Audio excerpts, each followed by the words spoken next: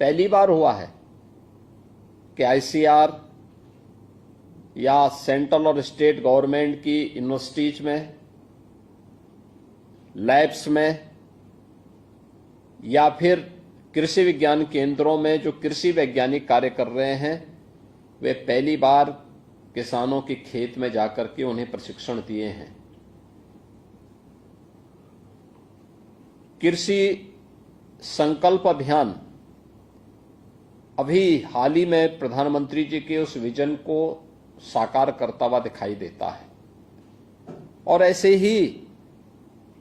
पशुधन के सेक्टर में भी, डेयरी क्षेत्र में भी जो अनंत संभावनाएं थी, उन संभावनाओं को हमने उत्तर प्रदेश जैसे राज्य में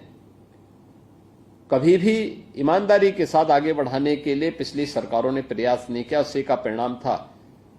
कि धीरे धीरे करके यहां पे उन्नत नस्ल का हमारा पशुधन नष्ट होता गया। सबसे अच्छी उर्वरा भूमि यूपी के पास,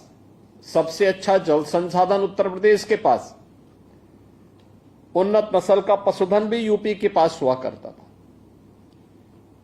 लेकिन धीरे धीरे करके ये चीजें लुप्त प्राय होती गई। अब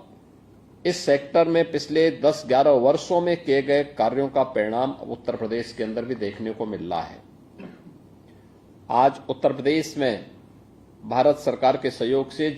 जिन डेयरीज को हम लोगों ने आगे बढ़ाया है, वे अच्छा कार्य कर रही हैं। और एनडीडीबी,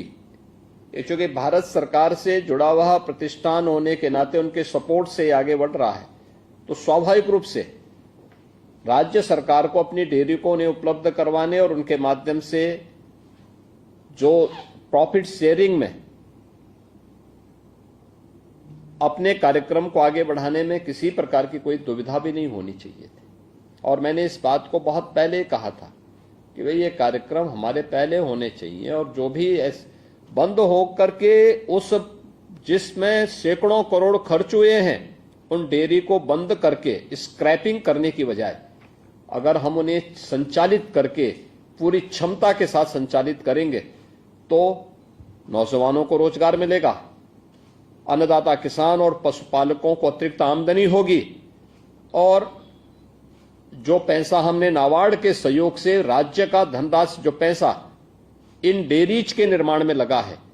यह उसको रिटर्न करने में कुछ सफल हो पाएंगे।